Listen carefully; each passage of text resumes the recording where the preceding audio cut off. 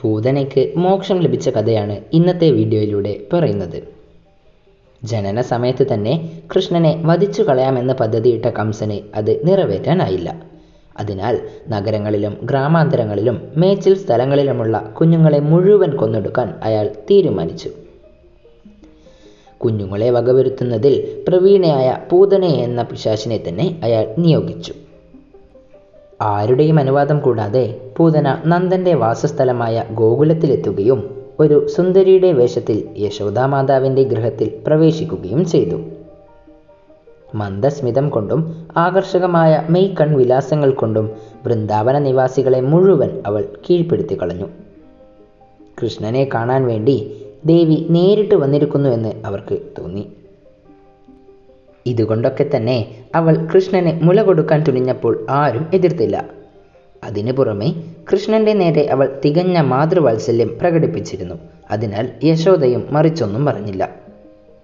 പൂതന തൻ്റെ മുലകളിൽ കൊടും വിഷം പുരട്ടിയിരുന്നു. എല്ലാം അറിയുന്ന കൃഷ്ണൻ വിഷം നിറഞ്ഞ മുലപ്പാലോടൊപ്പം അവളുടെ പ്രാണനും വലിച്ചെടുത്തു.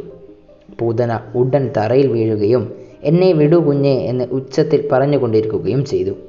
അവൾ വിയർത്ത് വിവശയായി.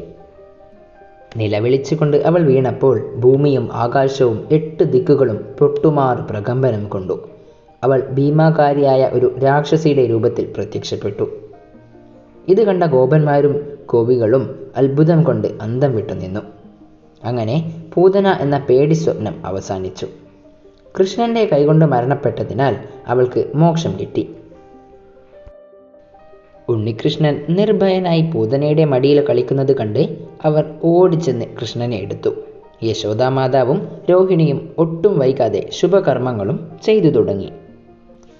അവർ പശുവിൻ വാലുകൊണ്ട് അവൻ്റെ ശരീരം ഒഴിഞ്ഞു. ശിശുവിനെ ഗോമൂത്രത്തിൽ കുളിപ്പിച്ചു.